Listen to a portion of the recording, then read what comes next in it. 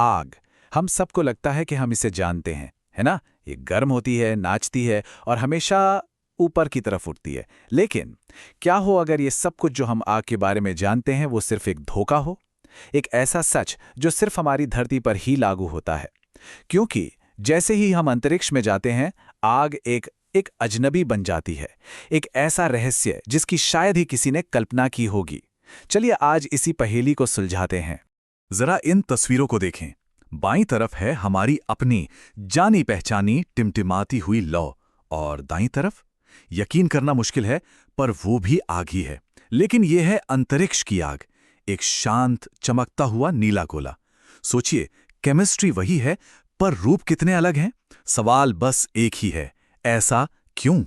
तो इस क्यों का जवाब ढूंढने के लिए हमें पहले वापस धरती पर आना होगा, क्योंकि अंतरिक्ष की उस अजीब आग को समझने का राज कहीं और नहीं बल्कि हमारे अपने पैरों के नीचे गुरुत्वाकर्षण यानी ग्रेविटी के खिंचाव में ही छिपा है। स्कूल में हम सब ने फायर ट्रायंगल यानी अग्नि त्रिकोण के बारे में जरूर पढ़ा है।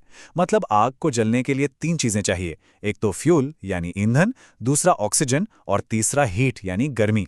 इन तीनों में से एक भी चीज हटा दी तो खेल खत्म, आग बुझ जाएगी। ये आग लगने की एकदम बेसिक केमिस्ट्री है। पर कहानी में एक ट्विस्ट है।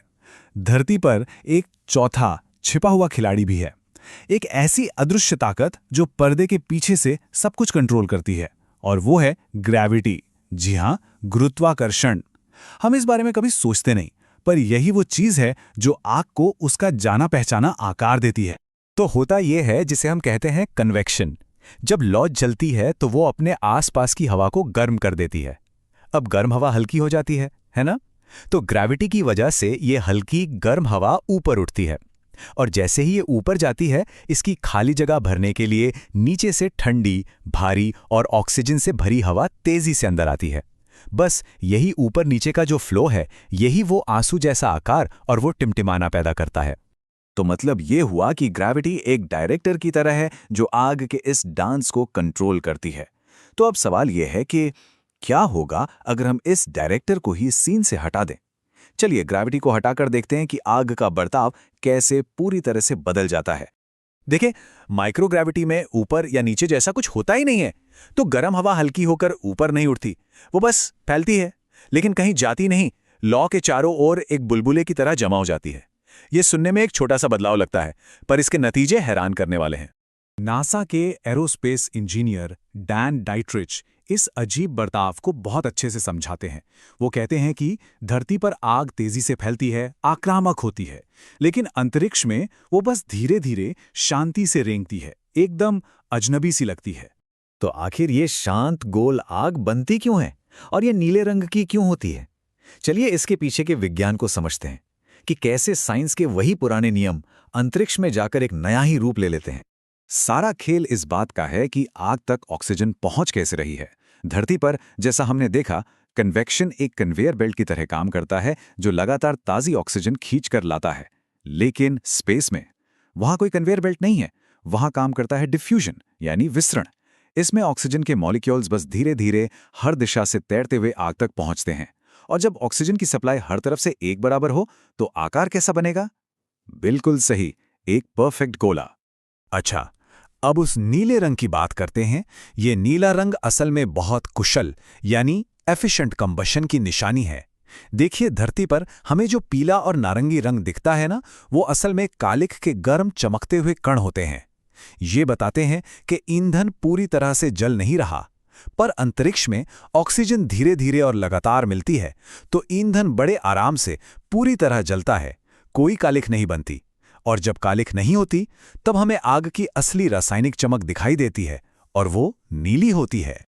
लेकिन रुकिए, ये कहानी अभी और भी ज्यादा अजीब होने वाली है, क्योंकि कभी-कभी अंतरिक्ष में आग कुछ ऐसा कर गुजरती है जिसकी किसी ने उम्मीद भी नहीं की होती।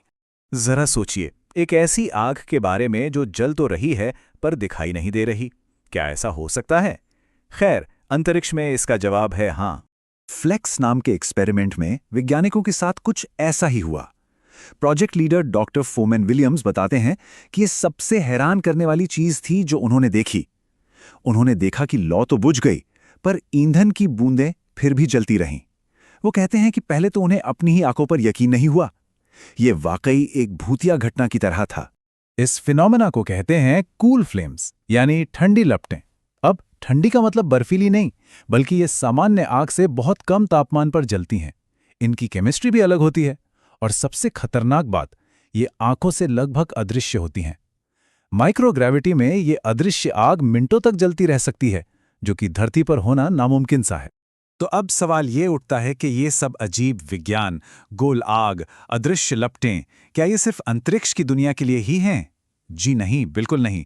असल में इन अजीब घटनाओं को समझकर हम धरती पर अपनी कुछ बहुत बड़ी समस्याओं को हल करने के रास्ते खोज रहे हैं। और ये बात नासा के वैज्ञानिक दशकों से जानते हैं। ये जो दस्तावेज है, ये इसी बात का सबूत है कि माइक्रोग्रेविटी में की गई रिसर्च का सीधा कमर्शियल असर धरती की टेक्नोलॉजी पर पड़ सकता है। पर कैसे? देखिए, सबसे पहला और सीधा फायदा तो एस्ट्रोनॉट्स की सेफ्टी है ही, लेकिन असली जादू तो धरती पर होता है। याद हैं वो अदृश्य कूल फ्लेम्स? उनकी केमिस्ट्री को समझकर वैज्ञानिक ऐसे कार इंजन बनाने की कोशिश कर रहे हैं जो ज्यादा एफिशिएंट हो और प्रदूषण ना के बराबर करें। तो ग्रेविटी को समीकरण से हटाकर हम असल में आग के उन बुनियादी रहस्यों को समझ पा रहे हैं जो हमारी दुनिया को बेहतर बना सकते हैं। जैसा कि नासा का यह दस्तावेज साफ साफ कहता है, माइक्रोग्रेविटी एक लाजवाब लैब है, एक ऐसी जगह जहां हम ग्रेविटी का पर्दा हटाकर ब्रह्मांड के नियमों को उनके सबसे शुद्ध रूप में देख और समझ सकते हैं। तो अगली बार जब कोई मोमबत्ती की लौ देखे तो ये जरूर याद रखिएगा कि वो आग का असली यूनिवर्सल रूप नहीं है, वो तो बस उसका धरती वाला वर्जन है। और ये बात हमें एक बहुत बड़े सवाल पर सोचने के लिए मजबूर करती है कि हमारे आसपास की और कौन कौन सी चीजें हैं जिन्हें हम सच मानते हैं, पर वो शायद सिर्फ ग्रेविटी का एक साइड इफेक्ट हो। और इस गुरुत्वाकर्षण के पर्दे के पीछे ब्रह्मांड के और न जाने कितने रहस्य छिपे हैं जो बस खोजे जाने का इंतजार कर रहे हैं। ऐसी ही साइंस और स्पेस की अद्भुत कहानियों के लिए अनफोल्ड दिस को सब्सक्राइब करें और इस ज्ञान यात्रा का हिस्सा बनें।